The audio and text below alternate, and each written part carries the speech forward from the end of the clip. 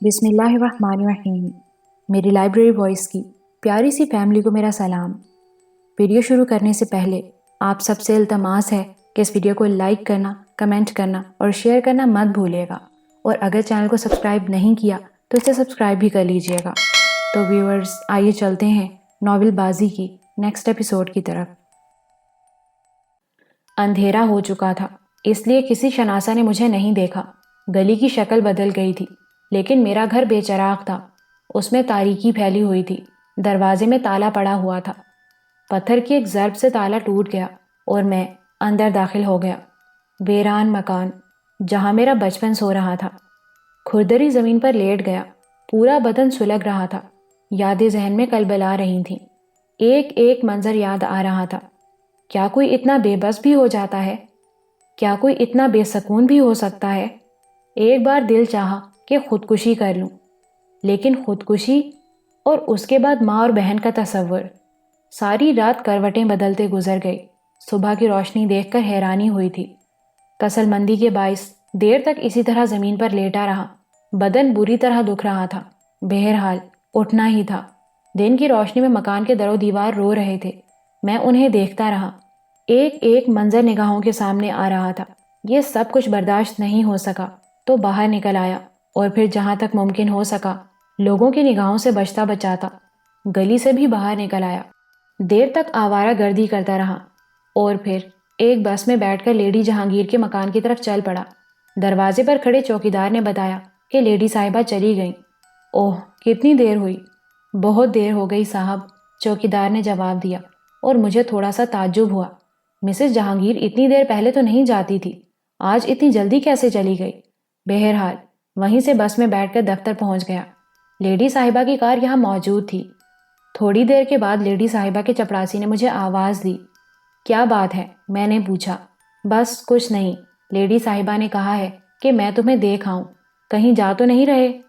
کہیں نہیں جا رہا، یہیں بیٹھا ہوں۔ لیڈی صاحبہ سے مل لوں؟ نہیں، کچھ لوگ ہیں ان کے پاس، چوکیدار نے جواب دیا، اور میں اپنی جگہ بیٹھ گیا۔ زیادہ دیر نہیں گزری تھی کہ لیڈی جہانگیر کے دفتر سے ایک پولیس انسپیکٹر اور 2 اسسٹنٹ انسپیکٹر باہر نکلے۔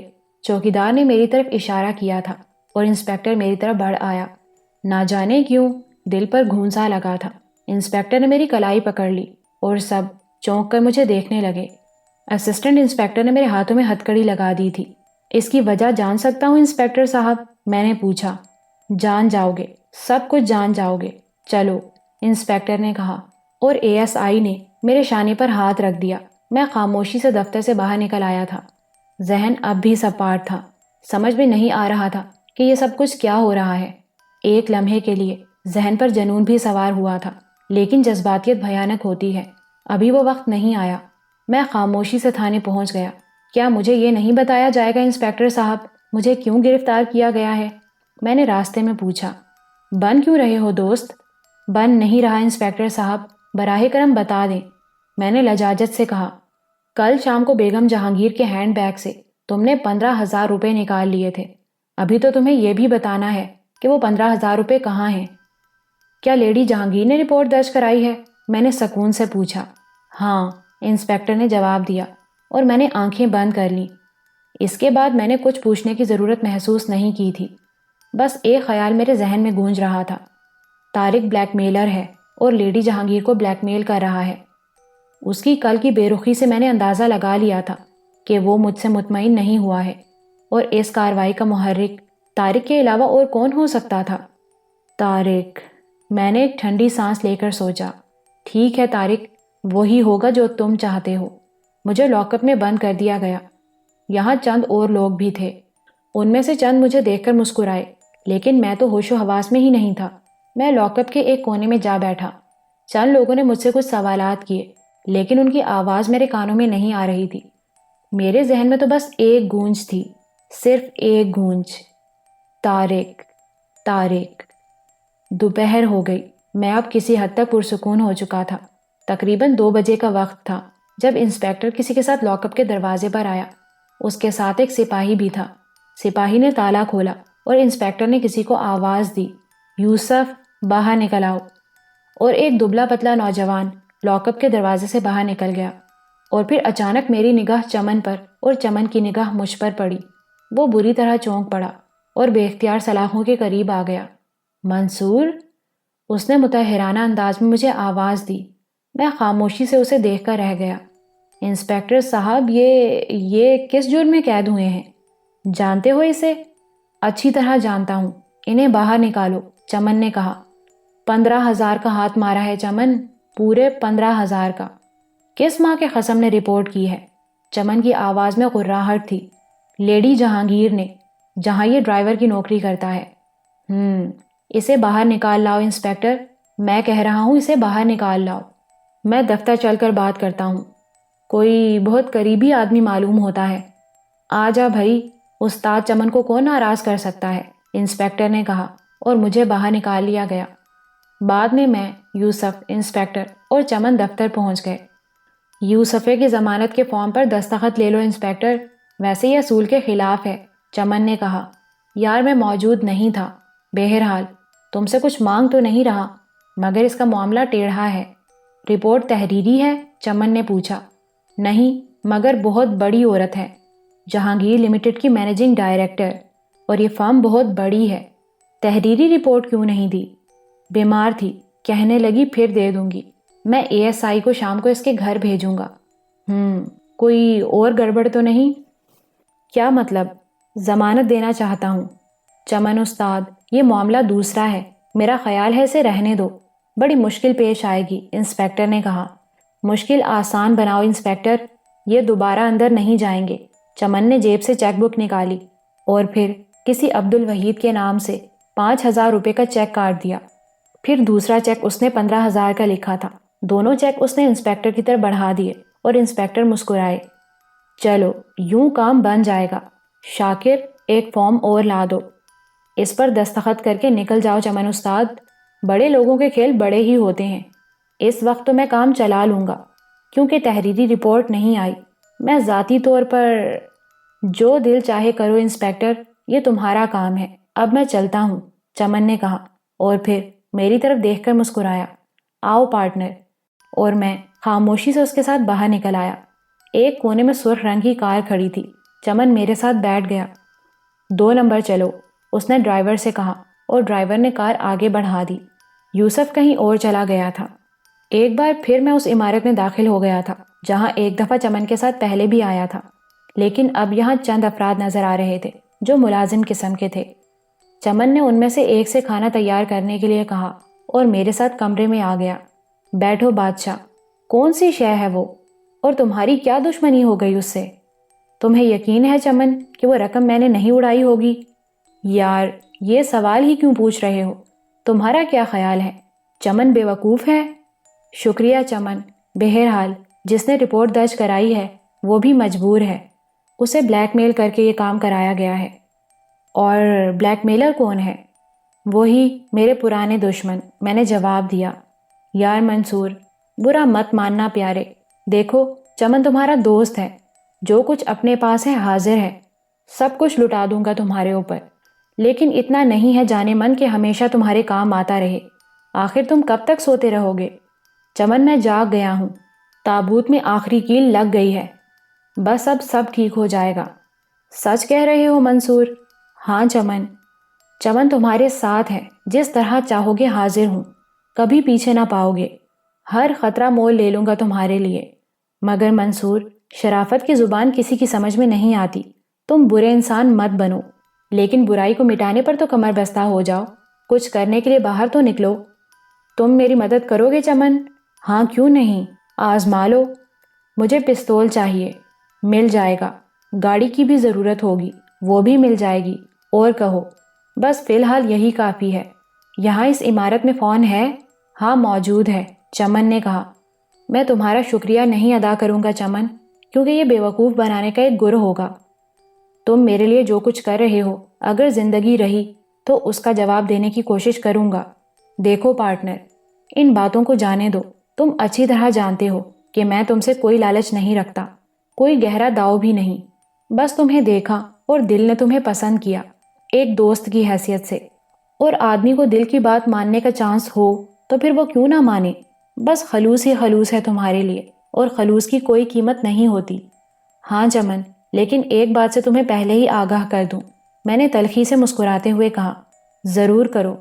میں نے بارہا اپنی نحوست کو آزمایا ہے، جہاں جاتا ہوں وہاں میری نحوست میرے ساتھ جاتی ہے، اور جو میرے اوپر احسان کرتا ہے یا مجھ سے مخلص ہو جاتا ہے وہ بھی نحوست کا شکار ہوئے بغیر نہیں رہتا۔ واقعی؟ چمن ہنس پڑا، پھر بولا، لاؤ ذرا ہاتھ آگے کرو، اور میں نے بے اختیار ہاتھ سامنے کر دیا۔ چمن میرے ہاتھ کی لکیروں کو دیکھتا رہا، پھر بولا، بے فکر رہو، یہ نحوست تمہارے ساتھ یہاں نہیں آئی، خدا کرے ایسا ہی ہو۔ دیکھو منصور، میں بذات خود تمہارے کسی معاملے میں دخل نہیں دوں گا، جو کرنا چاہے کرتے رہنا، لیکن کسی بھی خطرے کے وقت مجھے یاد رکھنا، اور جہاں تک ممکن ہو سکے مجھ تک پہنچنے کی کوشش کرنا۔ میں بڑی بات تو نہیں کہتا، لیکن اپنی بھی یاد اللہ کافی ہے۔ ٹھیک ہے، باقی اب تم جانو اور تمہارا کام، تمہاری ضرورت کی ساری چیزیں یہاں پہنچ جائیں گی، باقی تم خود ہوشیار ہو، چمن نے کہا۔ تھوڑی دیر کے بعد دوپہر کا کھانا آ گیا، اور کھانے کے بعد چمن نے ملازموں کو بلایا۔ 2 عورتیں اور 3 مرد تھے۔ اس نے انہیں ہدایت کی کہ اب میں یہاں رہوں گا، میرا پورا خیال رکھا جائے اور کوئی تکلیف نہ ہونے پائے مجھے۔ میں ان کے سارے کام کر دیا کروں گی صاحب جی، عورتوں میں سے ایک نے کہا، اور میں نے اس پر نگاہ ڈالی۔ سانولی سی، اچھے نقوش کی مالک نوجوان لڑکی تھی، عمر 18 سال سے زیادہ نہ ہوگی۔ چمن نے مسکراتی نگاہوں سے اسے دیکھا اور بولا، اب سارے کام بھی مت کر دینا، گھاٹے میں رہے گی۔ لو، گھاٹا کیسا ہوگا؟ جتنی محنت کرو اتنی ہی جان بنتی ہے۔ تیری مرضی، تو جانے اور تیرا صاحب، چمن نے جواب دیا، اور میں سنجیدہ رہا۔ اس وقت میں اس طرف متوجہ نہیں ہوا تھا، کیونکہ میرے ذہن میں شدید انتشار تھا۔ چمن تھوڑی دیر تک میرے ساتھ رہا، پھر میرا شانہ تھپ تھپا کر اٹھتے ہوئے بولا، میں تقریباً 8 بجے تک یہاں پہنچوں گا دوست، رات کا کھانا تمہارے ساتھ ہی کھاؤں گا، اس نے کہا، اور پھر چلا گیا۔ میں خوابگاہ کی طرف بڑھ گیا تھا۔ ایک بار پھر مجھے ایک بہتر ٹھکانہ مل گیا تھا، لیکن تقدیر کی کیسی ستم ظریفی تھی، جب 2 وقت کی روٹی بھی نہ تھی تو کوئی ہمدرد ایسا نہ ملا جو مجھے جائز اور حلال کی روٹی دیتا۔ اور آج بستر پر لیٹ کر میں نے آنکھیں بند کر لیں۔ ذہن میں مسز جہانگیر کا ہیولا ابھر آیا۔ یہ عورت بے گناہ تھی، اس کا کوئی قصور نہیں تھا، یقیناً اسے مجبور کر دیا گیا ہوگا۔ میرے دل میں اس کے لیے کوئی برائی نہیں پیدا ہو رہی تھی۔ اصل لوگ آج بھی میرے خلاف تھے، نہ جانے کیا قدورت تھی انہیں۔ سیٹھ جبار مجھے قاتل بنانا چاہتا تھا، شاید اس لیے کہ اس کے بعد میں ہمیشہ کے لیے اس کے جال میں پھنس جاؤں اور کبھی نہ نکل سکوں۔ لیکن برائی ہی اپنانی تھی، تو پھر سیٹھ جبار کے ساتھ کیا ضروری تھا؟ قدم قدم پر بدی کے پجاری موجود تھے۔ نہ جانے میں کب تک سوچتا رہا۔ ایک بار فون کرنے کے بارے میں سوچا، لیکن پھر یہ فیصلہ ترک کر دیا۔ اس مکان کے فون سے کوئی ایسی بات کرنی مناسب نہیں تھی۔ کوئی پبلک کال بوتھ اس کے لیے مناسب ہوتا۔ پھر دل میں خیال آیا تھا کہ سرخاب سے جا ملوں، اسے تسلی دوں، وہ مجھے جس قدر چاہتی ہے اس کے تحت اسے بے خبر نہیں رکھنا چاہیے۔ لیکن جبر کرنا تھا، دل پر جبر کرنا تھا، اس کے بغیر چارہ کار نہیں تھا۔ میں نے ساری کوششیں کر کے دیکھ لی تھیں، آنکھیں بند کر کے سوچ میں ڈوبا ہوا تھا کہ دروازے پر آہٹ سنائی دی، اور میں نے آنکھیں کھول دیں۔ سانولے نقوش والی وہی نوجوان ملازمہ کھڑی تھی، وہ دونوں ہاتھ کمر پر رکھے مجھے عجیب سے انداز سے دیکھ رہی تھی۔ کیا بات ہے؟ میں نے پوچھا۔ ارے بات کیا ہوگی، سب کے سب ایک سے ہو، اس نے بیزاری سے کہا۔ کیوں، کیا ہوا؟ مجھے اس کے بھول پن سے دلچسپی محسوس ہوئی۔ کوئی کام ہی نہیں ہے اس گھر میں، اور ہم ٹھہرے 24 گھنٹے محنت کرنے والے، دوسرے سارے خوش ہیں کہ ہاتھ ہلانا پڑے نہ پاؤں، بس اپنے لیے کھانا پکاؤ اور تنخواہ الگ لو۔ ہم سے یہ نہیں ہوتا صاحب، تو پھر میں کیا کروں؟ میں نے پوچھا۔ ارے کوئی کام بتاؤ نا ہمیں، ہم نے سوچا کہ تم آ گئے ہو، اب کام دھندا ضرور ہوگا، مگر تم بھی… کیا کام کرنا آتا ہے تمہیں؟ میں نے پوچھا۔ سارے کام صاحب جی، جھاڑو ہم دیں، جوتے پر پالش ہم کر لیں، روٹی ہم پکا لیں، کپڑے ہم دھو لیں، ارے کون سا کام ہے جو ہم نہیں کر سکیں؟ پر کوئی کام تو ہو۔ نام کیا ہے تمہارا؟ حسینہ۔ ماں کا نام جمیلہ، اور باپ کا شیخ جی ہے۔ ماں باپ ہیں تمہارے؟ ہاں ہیں تو، مگر دور ہیں۔ 6 بہنیں ہیں ہم، اور میں سب سے چھوٹی ہوں، کسی کی شادی نہیں ہوئی۔ شیخ جی 4 چوٹ کی مار مارے ہیں انہیں، اور اچھا ہی کرے ہیں، کام کی نہ کاج کی، شادی کرنے کے لیے کوئی پوچھے نہیں ہے، کہاں سے کھلائیں؟ ہم نے تو جی یہی سوچا ہے کہ کہیں دھندا کریں، سو ہم یہاں آ گئے۔ بڑا اچھا کیا حسینہ تم نے۔ کیا تنخواہ ملتی ہے؟ 200 روپے، پورے کے پورے ابا کے پاس چلے جاوے ہیں، اور ہمیں کرنا بھی کیا ہے ان کا، ابا کا کام چلے گا، اس نے کہا۔ اور میرے دل میں درد کی لہر اٹھی، یہ معصوم بھی مسائل کا شکار ہے، کون ہے یہاں جو کسی نہ کسی دکھ میں مبتلا نہیں ہے؟ ٹھیک ہے حسینہ، کوئی کام ہوگا تو تمہیں بتاؤں گا۔ سو رہے تھے تم؟ اس نے پوچھا۔ نہیں۔ سر میں درد بھی نہیں ہوتا تمہارے؟ ہاں؟ نہیں۔ میں نے اس انوکھے سوال پر کسی قدر گڑبڑا کر کہا، ہوتا ہوگا، جھوٹ بولتے ہو۔ سر کیسا ہو رہا ہے؟ جیسے سوکھا ببول۔ تیل ڈال دیں؟ اتنا اچھا دبائیں گے کہ نیند آ جائے گی۔ رہنے دو حسینہ، تمہیں زحمت ہوگی۔ تیل ڈالنے میں؟ ہاں اور کیا، بالکل نہیں ہوگی، ڈال دیں؟ وہ خوشی سے بولی۔ انداز ایسا تھا کہ جیسے اگر منع کر دوں تو اسے رنج ہوگا، چنانچہ میں نے گردن ہلا دی۔ جیسی تمہاری مرضی۔ وہ بندوق کی گولی کی طرح دروازے سے باہر نکل گئی۔ مجھے اس کی معصومیت پر ہنسی آنے لگی، لیکن اس نے سوچنے کا موقع ہی نہیں دیا تھا۔ تھوڑی دیر کے بعد تیل کی شیشی لیے اندر آ گئی، اطمینان سے میرے سرہانے آ بیٹھی، اور پھر انتہائی بے تکلفی سے میرا سر اٹھا کر اپنے قریب رکھ لیا۔ ایک لمحے کے لیے مجھ پر گھبراہٹ طاری ہو گئی تھی۔ اس کے سراپے کا لمس میرے لیے عجیب تھا، رخسار تپنے لگے تھے، اس کے سراپے کی ہلکی سی بو میرے حواس پر مسلط ہو رہی تھی، لیکن پھر دماغ میں ایک ٹھنڈک کا احساس ہوا، اور اس کے مشاق ہاتھوں کی جنبش نے ہر مدافعت کا احساس ختم کر دیا۔ وہ جی جان سے بے پرواہ ہو کر میرے سر میں مالش کر رہی تھی، اور اس کا نوخیز سراپا میری سانسوں سے پگھل رہا تھا۔ نہ جانے ذہن میں کیسے کیسے خیالات ابھرنے لگے۔ اس سے قبل کسی اجنبی لڑکی کا قرب نہیں ملا تھا۔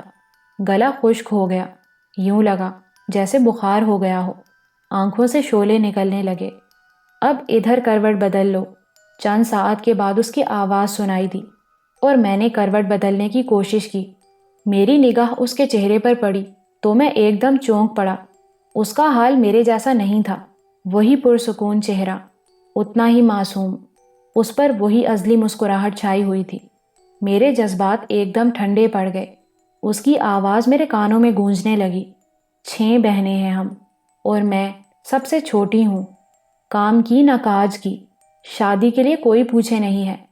میری ذرا سی لغزش اسے زخمی کر دے گی، ہمیشہ کے لیے باپ کا بوجھ کم ہونے کے بجائے اور بڑھ جائے گا۔ پھر یہ سوچنا بھی چھوڑ دے گی کہ اس کی بھی شادی ہوگی، اور یہ المیہ میری وجہ سے ہوگا، میری ذرا سی لغزش سے۔ نہیں، میں تو خود ایک المیہ ہوں، میں تو خود زخمی ہوں، کسی اور کو زخمی کرنا میرے بس کی بات نہیں تھی۔ میں بے اختیار اٹھ گیا۔ وہ چونک کر مجھے دیکھنے لگی۔ کچھ دیر تو وہ مجھے گھورتی رہی، پھر اس نے ہلہ بول دیا اور مجھے نیچے گرا کر بڑبڑانے لگی۔ اٹھ کر بھاگ رہے ہیں، اور پورے سر میں خشکی بھری ہوئی ہے۔ اس نے تیل ہتھیلی پر ڈالا اور میرے بالوں پر ملنے لگی۔ مجھے ہنسی آ گئی۔ اچھا نہیں لگ رہا؟ اس نے پوچھا۔ بہت اچھا لگ رہا ہے، لیکن اب بس کرو، سب ٹھیک ہو گیا ہے، میں نے کہا۔ لیکن حسینہ جب تک خود مطمئن نہ ہو گئی اس نے مجھے نہیں چھوڑا، اور اب صورتحال یہ تھی کہ میرے سر سے تیل بہہ بہہ کر پیشانی، رخساروں اور کانوں پر آ گیا تھا۔ میں نے گال پر آتے ہوئے تیل کو چھوا تو وہ جلدی سے اپنی میلی اوڑھنی سے تیل پونچھنے لگی۔ حالانکہ اس سے ہلکی سی بدبو آ رہی تھی، لیکن میں نے اعتراض نہ کیا، اور اس نے بہتا ہوا تیل صاف کر دیا۔ تمہارے سارے کپڑے خراب ہو گئے، میں نے کہا۔ تو کیا ہوا، دھو لیں گے۔ تمہارا بہت بہت شکریہ حسینہ، تم بہت اچھی ہو، میں نے کہا۔ اس کا چہرہ خوشی سے چمک اٹھا۔ پہلے بھی کسی کے تیل ملا ہے تم نے؟ ابا جی روز تیل ملوایا کرتے تھے، اب ان سسریوں کی شامت آتی ہوگی، مار الگ پڑتی ہوگی، اور دھندا بھی کرنا پڑتا ہوگا۔ جب ہم وہاں تھے تو سارا کام ہم کرتے تھے صاحب جی، اور وہ مستنڈیاں اینٹتی رہتی تھیں۔ اب مزے آتے ہوں گے۔ بابا ہمیشہ دعائیں دیتے ہوئے کہتے تھے کہ خدا تیرا مقدر اچھا کرے، آج انہی کی دعائیں تو کام آ رہی ہیں، اس نے کہا۔ میں اسے دیکھتا رہا، کیا واقعی اس کا مقدر اچھا ہے؟ میں نے سوچا۔ تیل رکھا ہوں صاحب جی، ابھی آتی ہوں تھوڑی دیر میں۔ سنو حسینہ، چائے بنانی آتی ہے تمہیں؟ ہاں صاحب جی۔ تو میرے لیے عمدہ سی چائے بنا کر لے آؤ، میں ذرا نہانے جا رہا ہوں۔ میرا جملہ سن کر وہ خوشی سے اچھلتی ہوئی باہر نکل گئی۔ غسل خانے کے آئینے میں نے اپنا جائزہ لیا اور مجھے ہنسی آ گئی۔ حسینہ نے خوب ہی تیل ڈالا تھا۔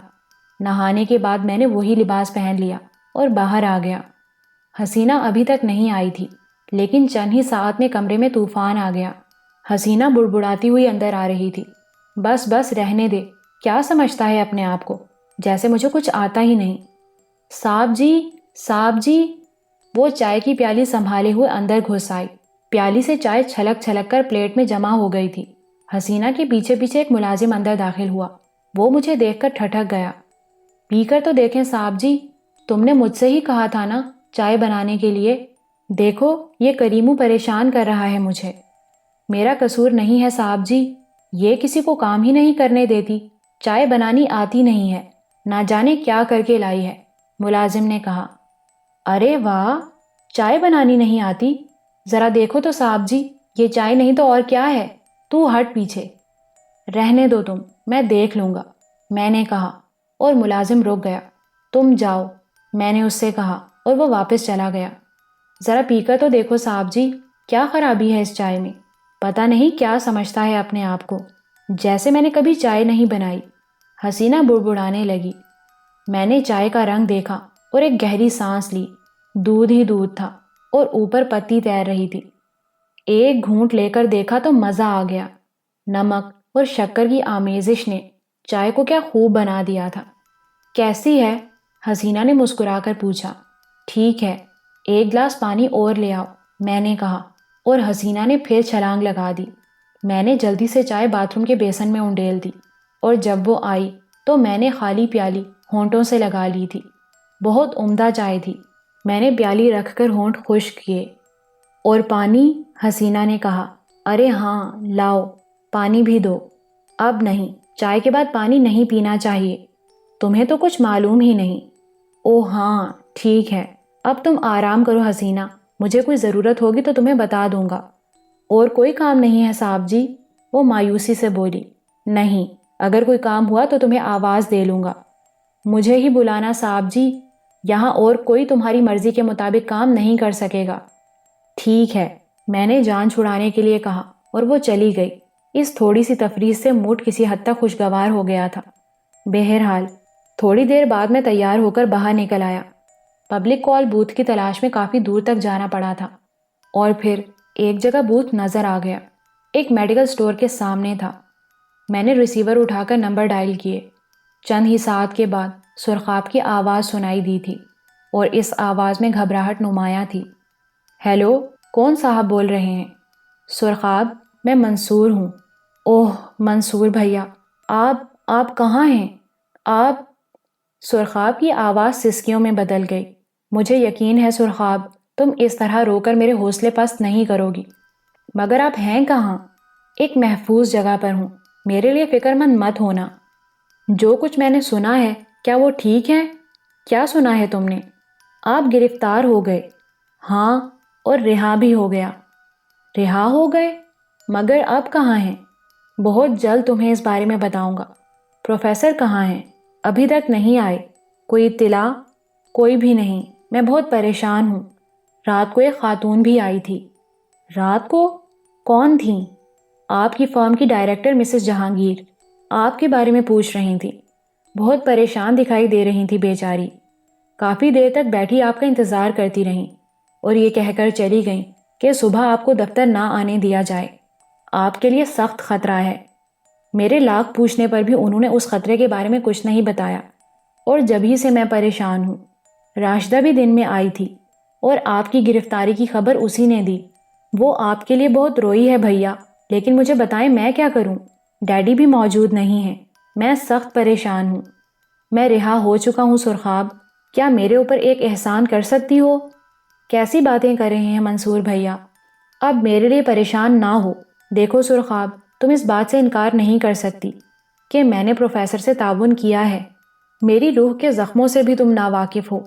طارق جیسے لوگ کھلم کھلا اس بات کا اظہار کر رہے تھے کہ وہ میری ماں اور بہن کے مالک ہیں، اور اگر میں ان کی غلامی قبول کر لوں تو مجھے جینے کا حق دیا جا سکتا ہے۔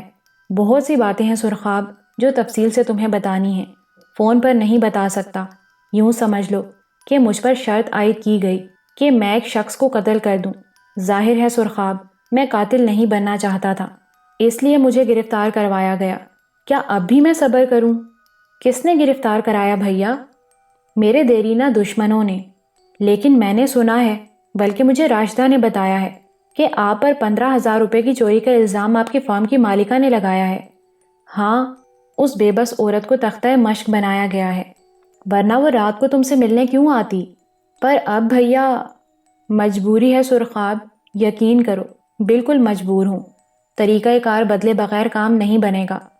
پروفیسر سے معذرت کر لینا، کہنا میں سخت شرمندہ ہوں، لیکن اور کوئی چارہ کار بھی نہیں تھا۔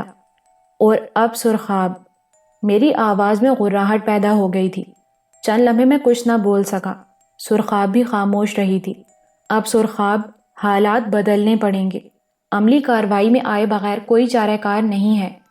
اب میرے لیے میدان عمل میں آنا امر مجبوری ہے، ورنہ میں پروفیسر کے افکار سے انحراف نہ کرتا۔ جواب میں سرخاب کی سسکیاں گونجتی رہی تھیں۔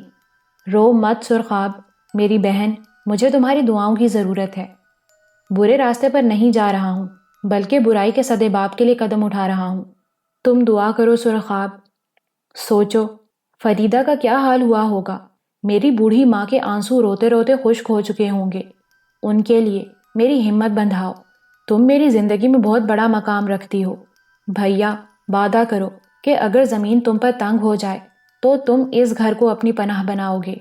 ہاں سرخاب، اگر ماں اور بہن کی تلاش میں جان دینا پڑی تو سرے خانہ تمہاری آغوش میں آ کر مروں گا۔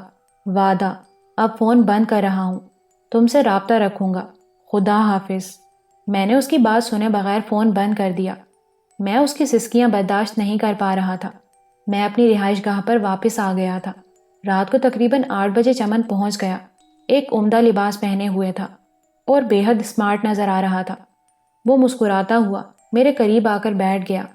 اپنا کاروبار بھی خوب ہے، اور ہاں وہ تمہارا بھائی کچھ بیمار ہو گیا ہے، 2-3 دن سے کام پر نہیں آیا۔ آج اسے پوچھنے بھی گیا تھا۔ کون، ایاز؟ میں نے پوچھا۔ ہاں۔ اوہ، کیا بیمار ہے؟ یہ تو معلوم نہ ہو سکا۔ میری تجویز ہے کہ اسے بھی اپنے ساتھ یہاں لے آؤ، تمہارا دل بھی بہل جائے گا۔ میں اسے منع کر دوں گا کہ وہ 2-4 ماہ کام پر نہ آئے۔ کیا کیا کرو گے چمن میرے لیے؟ میں تمہارے ان احسانات کا بدلہ کس طرح چکاؤں گا؟ کیا اس کے یہاں آنے سے تمہارا نقصان نہیں ہوگا؟ آج کے بعد اس قسم کی بات نہ کرنا منصور۔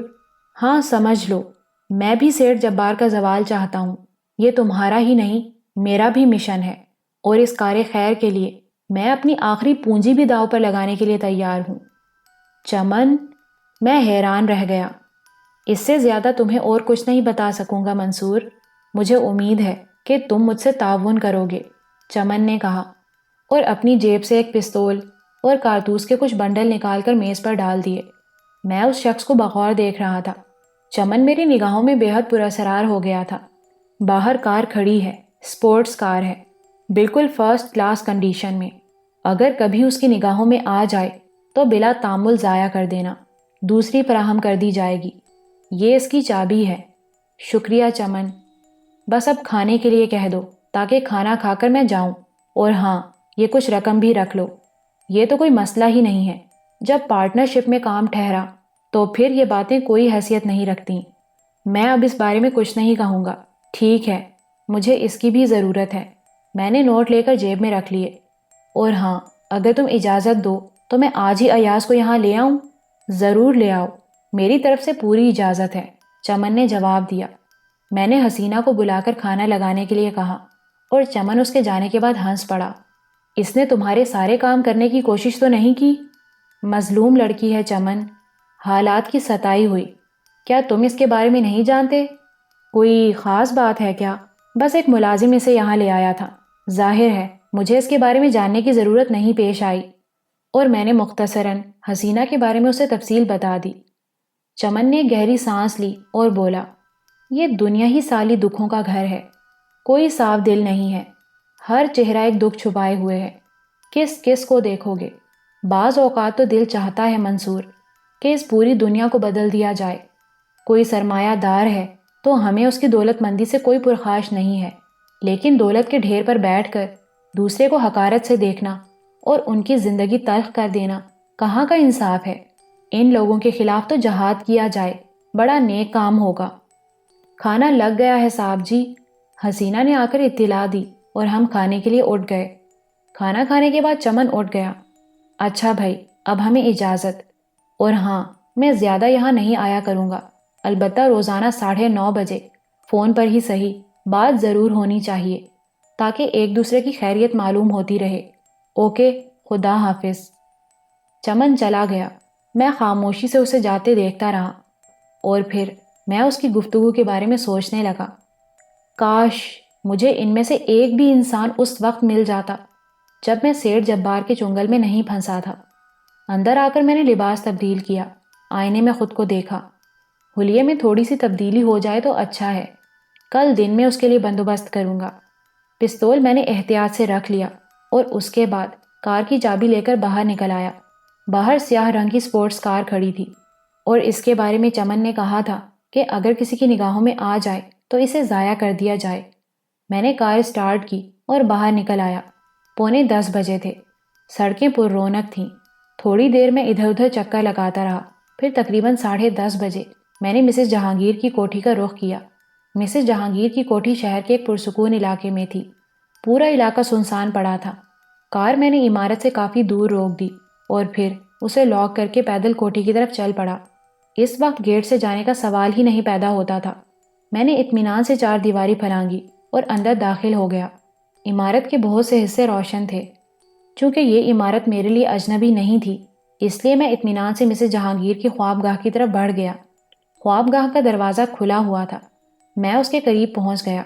عین اسی وقت ایک ملازمہ اندر سے نکلی اور میں پھرتی سے ایک ستون کی آڑ میں ہو گیا۔ ملازمہ ایک طرف چلی گئی تو میں اندر داخل ہو گیا۔ وہ مسہری پر نیند دراز تھی۔ ایک خوبصورت ریشمی چادر اس کے بدن پر تھی۔ نزدیک ہی دودھ کا گلاس رکھا ہوا تھا۔ وہ چھت پر نگاہیں جمائے کچھ سوچ رہی تھی۔ میں چند قدم آگے بڑھا اور مسز جہانگیر چونک پڑی۔ اس نے گردن گھمائی اور ایک لمحے کے لیے دہشت زدہ ہو گئی۔ اس کی پھیلی ہوئی آنکھیں مجھ پر جمی ہوئی تھیں۔ چند لمحوں بعد وہ سیدھی ہو کر بیٹھ گئی اور اب اس کا چہرہ پرسکون نظر آنے لگا تھا۔ آؤ منصور، انتقام لینے آئے ہوگے، اس نے کمزور سی آواز میں کہا۔ میں خاموشی سے کھڑا اسے دیکھتا رہا۔ ملازمہ دودھ دے کر جا چکی ہے۔ اس کے ساتھ میں خواب آور گولیاں کھا لیا کرتی ہوں۔ اس کے بعد کوئی ملازم ادھر نہیں آتا۔ جو کچھ کرنا چاہو سکون سے کرو، کوئی تمہیں ڈسٹرب نہیں کرے گا، وہ مسکرا کر بولی۔ تفصیل بتائیں گی لیڈی صاحبہ؟ میں نے سرد لہجے میں پوچھا۔ کیسی تفصیل؟ جھوٹا الزام تھا، بس شیطان نے بہکا دیا تھا۔ ان باتوں میں آنے سے کیا فائدہ؟ کس ارادے سے آئے ہو؟ کہا نا، تفصیل معلوم کرنے۔ بیکار ہے، اپنا کام کرو۔ رحم دلی سے کام لیا تو کل صبح پھر پولیس کو فون کروں گی کہ تم میرے کمرے میں قاتلانہ حملے کی نیت سے آئے تھے۔ تمہاری ضمانت ضبط ہو جائے گی، سمجھے؟ اور پھر شاید دوبارہ تمہاری ضمانت نہ ہو سکے۔ میں سچ کہہ رہی ہوں۔ پروفیسر شیرازی کی کوٹھی پر کیوں گئی تھیں آپ؟ ڈرامہ مکمل کرنے کے لیے، تاکہ تم میرے اوپر شبہ نہ کر سکو۔ گرفتار تو تمہیں ہونا ہی تھا، مسز جہانگیر نے پھیکی سی مسکراہٹ کے ساتھ کہا، لیکن اس کی آنکھوں میں نمی اس کے دلی جذبات کی چغلی کھا رہی تھی۔ بیٹھنے کی اجازت نہیں دیں گی لیڈی صاحبہ؟ میں نے مسکراتے ہوئے کہا۔ چور راستوں سے آنے والے کسی بات کی اجازت کے محتاج نہیں ہوتے۔ سامنے کا راستہ مخدوش تھا، میں نہیں چاہتا تھا کہ کسی کو میرے یہاں آنے کی اطلاع ہو۔ میں نے کہا، کیوں؟ آپ تو جانتی ہیں۔ میں کچھ نہیں جانتی۔ تب آپ شاید بھول رہی ہیں۔ آپ نے مجھے طارق کے بارے میں بتایا تھا، اور لیڈی صاحبہ، جس وقت میں گرفتار ہوا تھا میں نے اسی وقت سمجھ لیا تھا کہ آپ کی مجبوری نے آپ کو اس اقدام پر مجبور کیا ہے۔ ایک لمحے کے لیے بھی میرے دل میں آپ کے لیے کوئی برا خیال نہیں آیا، اور بعد کے حالات نے میرے اس خیال کو یقین میں تبدیل کر دیا۔ ایک مجبور شخص دوسرے کی مجبوری بہتر طور پر سمجھ سکتا ہے لیڈی صاحبہ۔ آپ کیوں بھول گئیں؟ بعد کے حالات کون سے؟ لیڈی جہانگیر کی آنکھوں میں آنسو جمع ہو رہے تھے۔ آپ نے اس وقت پولیس کو تحریری بیان نہیں دیا تھا؟ کیا صرف اس وجہ سے نہیں کہ جس قدر جلد ممکن ہو سکے میری ضمانت ہو جائے اور پولیس کے لیے ضمانت گنجائش رہے؟ میں نے سوال کیا۔ لیڈی جہانگیر کے ضبط کا بند ٹوٹ گیا۔ وہ سسکیاں لینے لگی۔ تم اس انداز میں کیوں سوچ رہے ہو؟ کیوں مجھے فرشتہ سمجھ رہے ہو؟ میں نے تم پر 15,000 روپے کی چوری کا الزام لگایا ہے، جھوٹا اور بے بنیاد الزام، خود کو بچانے کے لیے۔ یہاں ہر شخص یہی کرتا ہے، بڑے بڑے دعوے کرتا ہے، لیکن اپنے مفاد کے لیے دوسروں کو ذبح کر دیتا ہے۔ دیکھ لو میں نے کس آسانی سے تمہیں دنیا کی نگاہوں میں ذلیل کرا دیا۔ نہ خود فرشتہ بنو، نہ دوسروں کو فرشتہ سمجھو۔ مجھ سے انتقام لو منصور، مجھ سے انتقام لو، مار ڈالو مجھے، میری صورت بگاڑ دو، جو دل چاہے کرو، فرشتہ بن کر تم اس دنیا سے کچھ نہیں حاصل کر سکو گے۔ مجھ سے انتقام لو، مجھ سے انتقام لو۔ اس پر دیوانگی طاری ہو گئی تھی۔ میں خاموشی سے اسے دیکھتا رہا اور جب وہ خوب روئی تو میں آہستہ آہستہ اس کے قریب ہو گیا۔ میں انتقام ضرور لوں گا مسز جہانگیر، لیکن تم سے نہیں۔ تم تو محض ایک آلۂ کار ہو، مجرم تو کوئی اور ہے۔ نہیں، مجرم میں ہوں۔ مجرم میں ہوں۔ خدا کی قسم، نہ میں اس وقت آپ کو مجرم سمجھا اور نہ اب سمجھتا ہوں۔ میں آپ کے پاس ایک دوسرے مقصد کے تحت آیا ہوں۔ براہ کرم خود کو سنبھالیے۔ میں آپ کی بہت عزت کرتا ہوں۔ میں نے بے اختیار آگے بڑھ کر مسز جہانگیر کا سر اپنے شانے سے لگا لیا اور مسز جہانگیر نے چونک کر مجھے دیکھا اور پھر اتنی زور سے مجھے بھینچ لیا کہ جس کی اس سے توقع نہیں کی جا سکتی تھی۔ منصور، منصور، میں بے گناہ ہوں، میں مجبور تھی، مجھے مجبور کر دیا گیا تھا۔ یقین کرو، انتہائی بے بسی کے عالم میں نے یہ قدم اٹھایا تھا منصور۔ وہ میرا شانہ بھگوتی رہی۔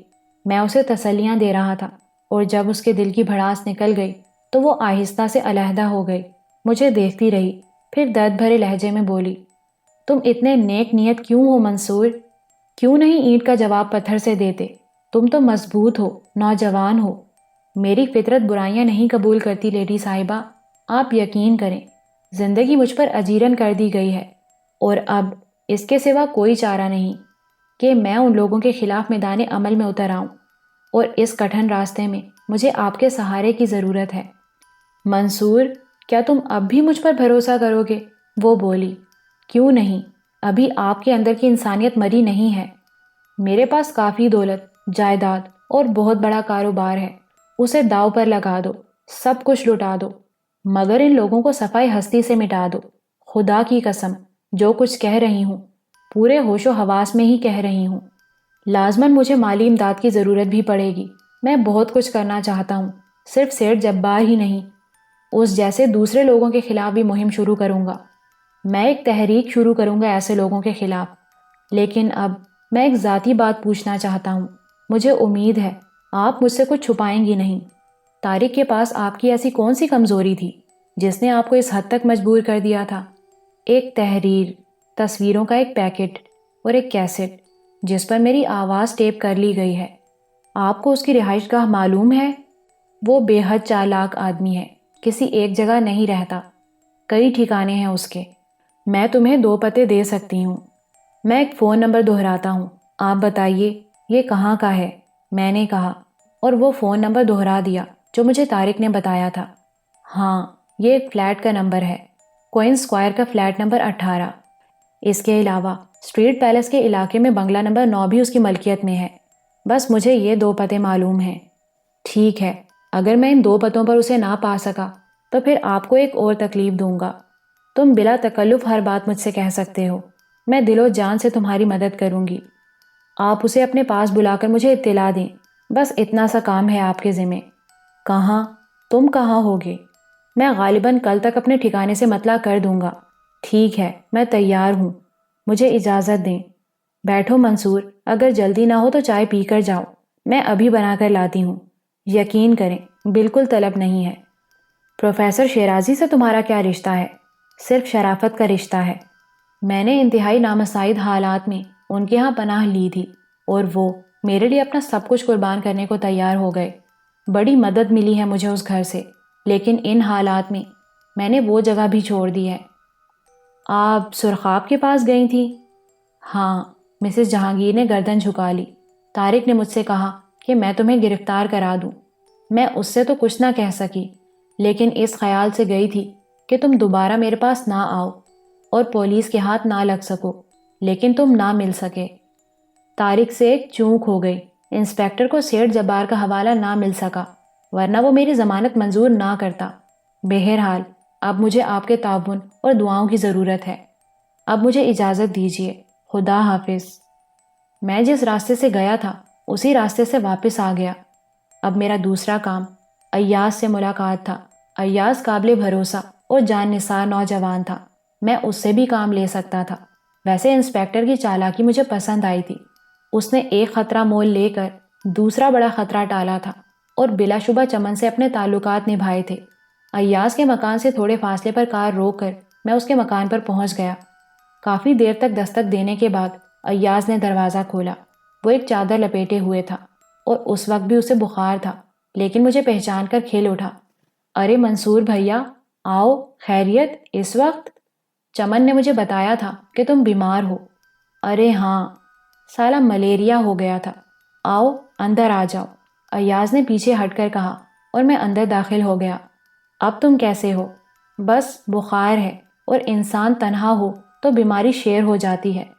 تم کچھ دیر بیٹھو گے تو میں ٹھیک ہو جاؤں گا، اس نے ہنس کر کہا۔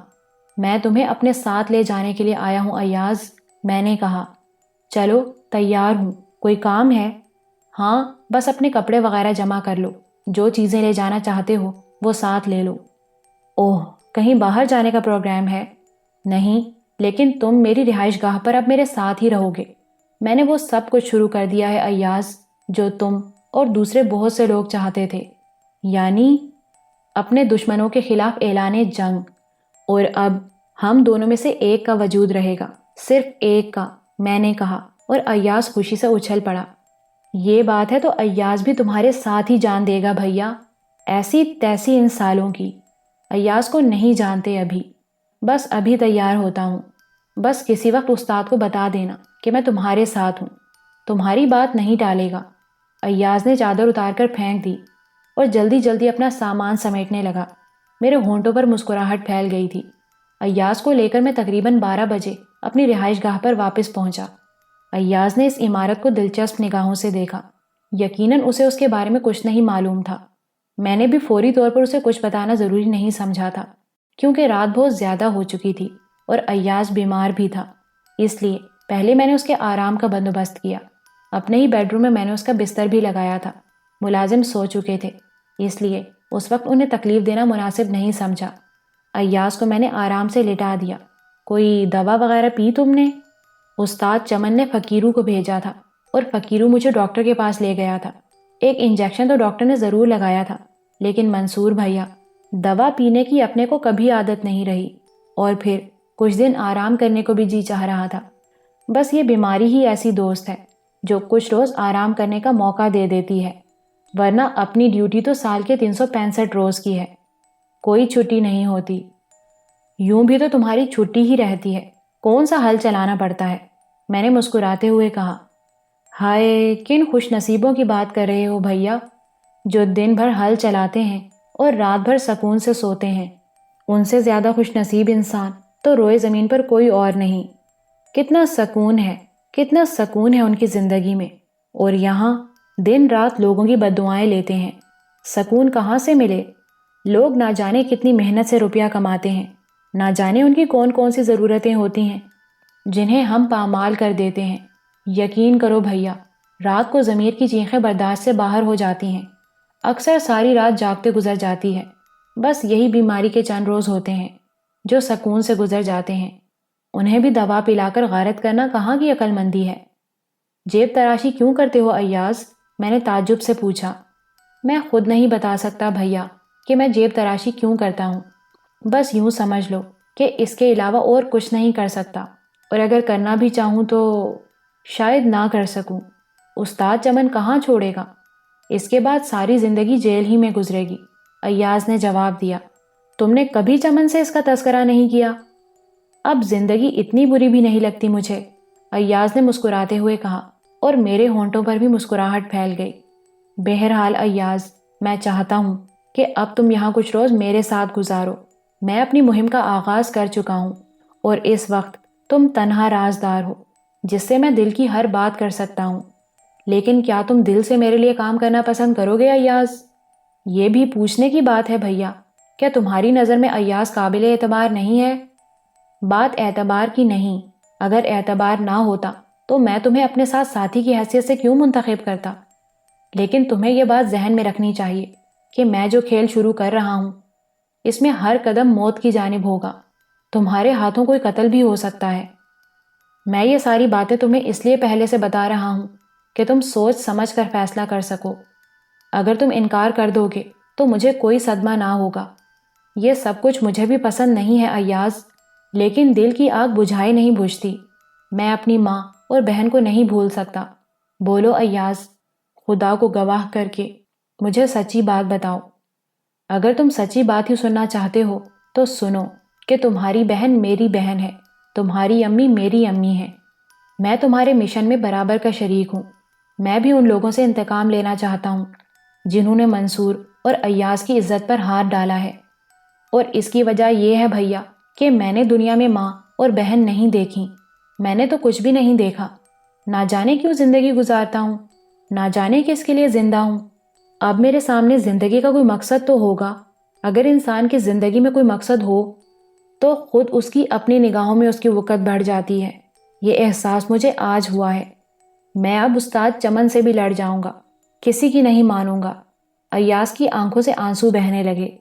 میں اس کے جذبات سے خود بھی متاثر ہوا تھا۔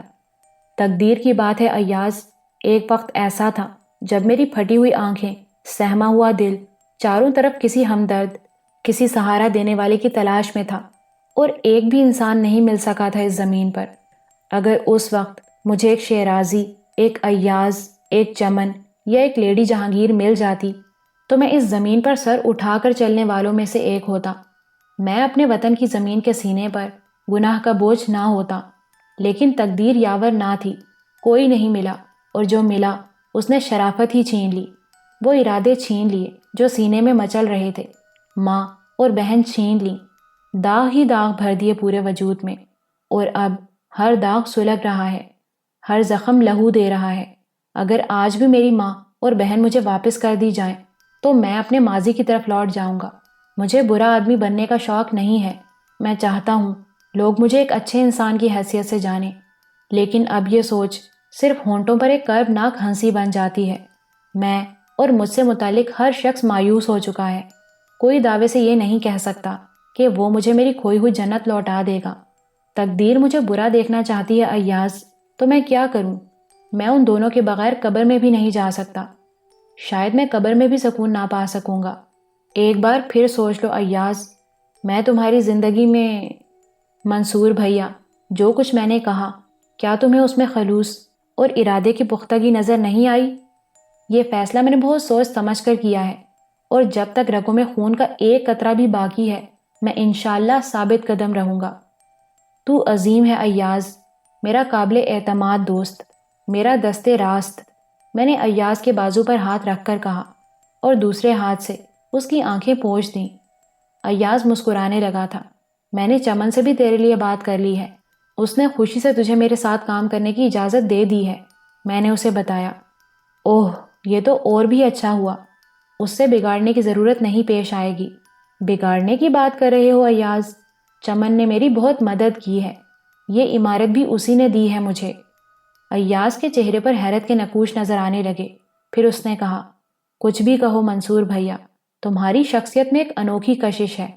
میں خود بھی اس کشش کا شکار ہوا ہوں، اور نہ جانے کتنے اور ہوں گے۔ ایاز سے کافی دیر تک گفتگو ہوتی رہی، پھر میں نے اسے سونے کی ہدایت کی اور اس نے میرے حکم کی تعمیل کی۔ میں البتہ دیر تک جاگتا رہا تھا۔ صبح کو ہم دونوں بہت دیر سے اٹھے۔ کمرے کا دروازہ کھلا ہوا تھا۔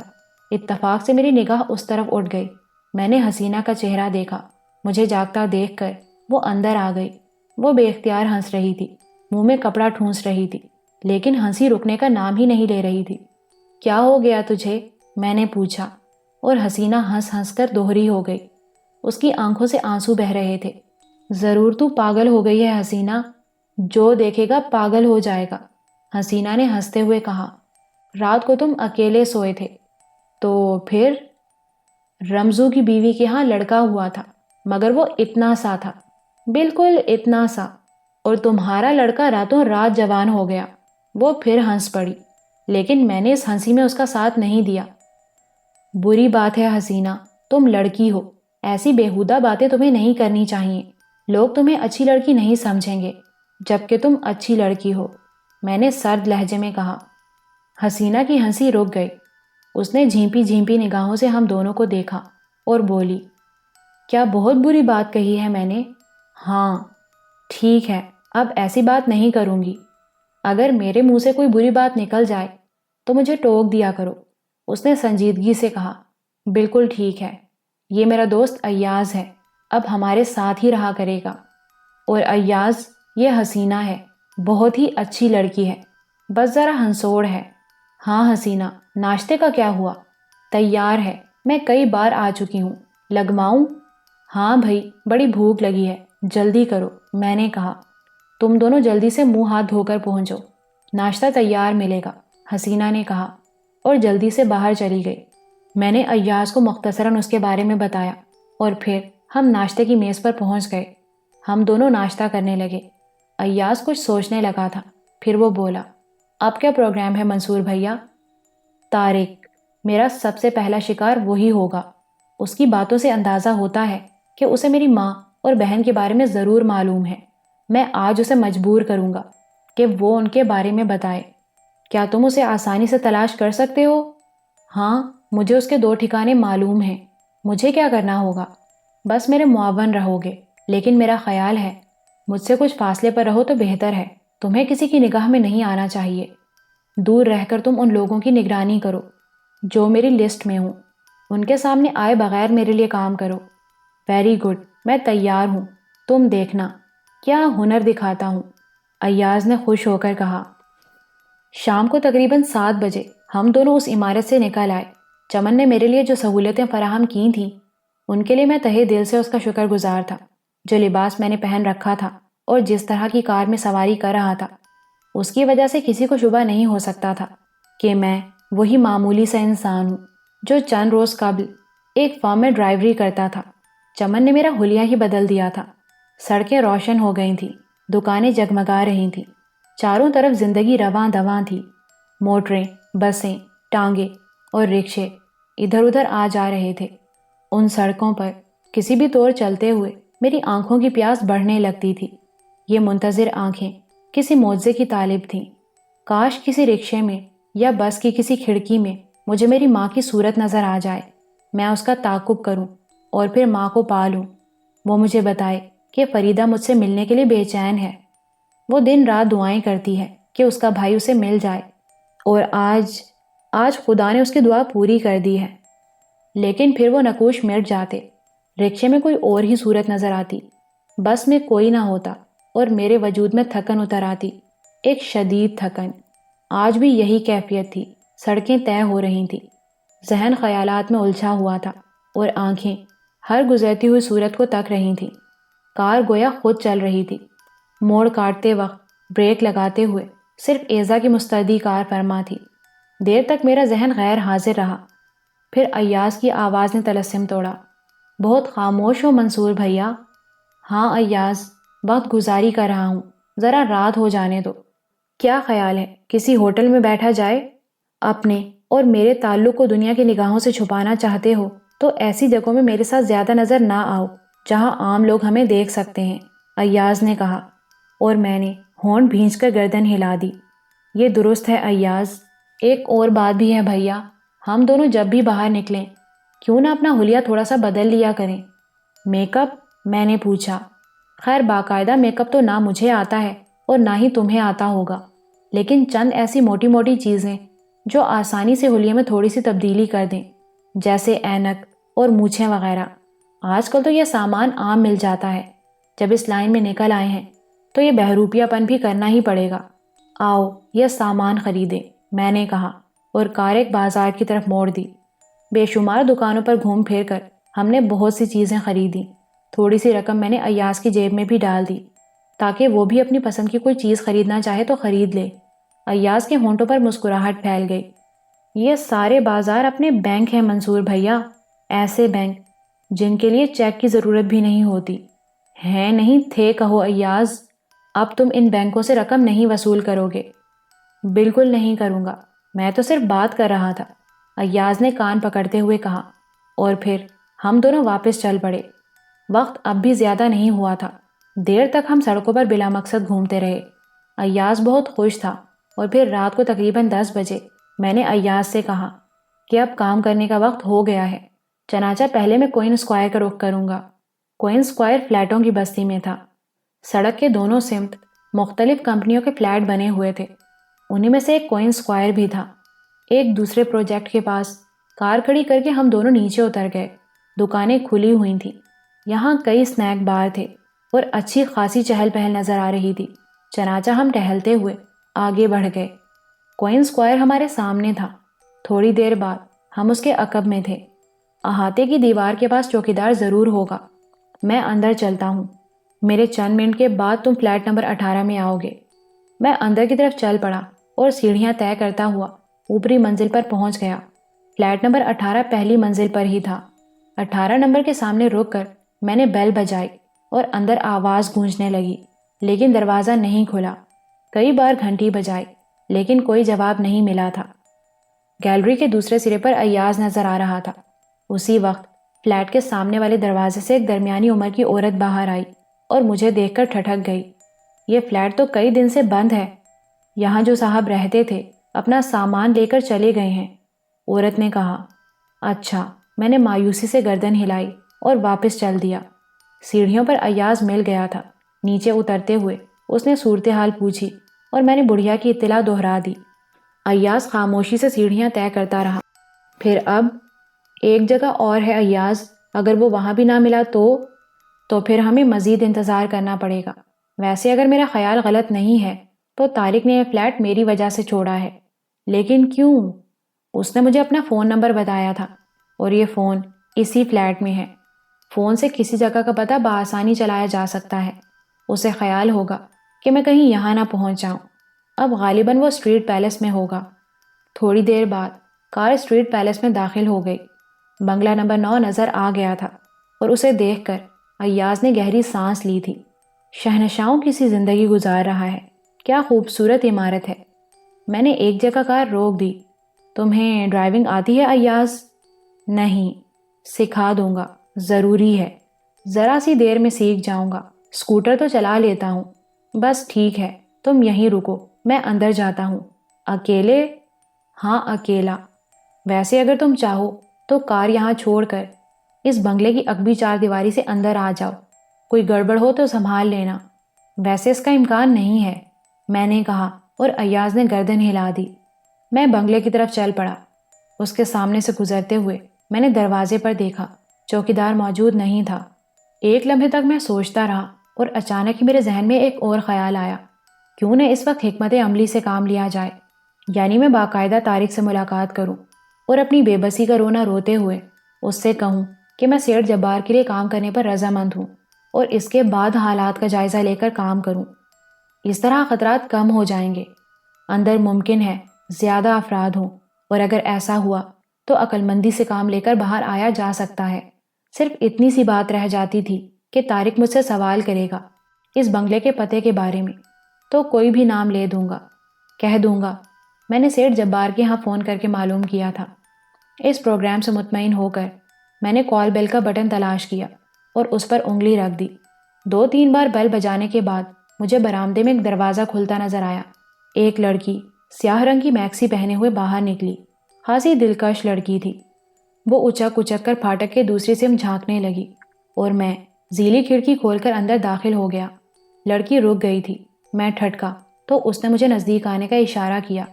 اس کی آنکھیں بے حد خوبصورت اور ہونٹ مسکرا رہے تھے۔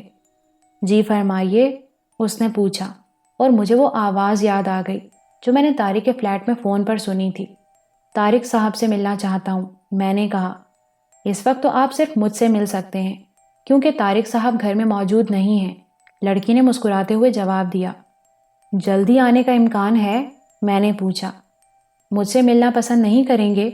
میں آپ کو بہت عمدہ چائے پلوا سکتی ہوں۔ وہ شرارت سے بولی۔ آپ اجنبیوں کو اتنی آسانی سے چائے کی دعوت دے دیتی ہیں؟ میں نے مسکراتے ہوئے پوچھا۔ مجھے فون پر اس کی گفتگو یاد آ گئی تھی۔ خاصی بے تکلف لڑکی معلوم ہوتی تھی۔ چائے پینے کے بعد وہ اجنبی نہیں رہتے اور مجھے دوست بنانے کی عادت ہے۔ ویسے طارق صاحب آنے والے ہی ہوں گے، آئیے، اس نے کہا اور واپسی کے لیے پلٹ گئی۔ میں ایک گہری سانس لے کر اس کے پیچھے چل پڑا تھا۔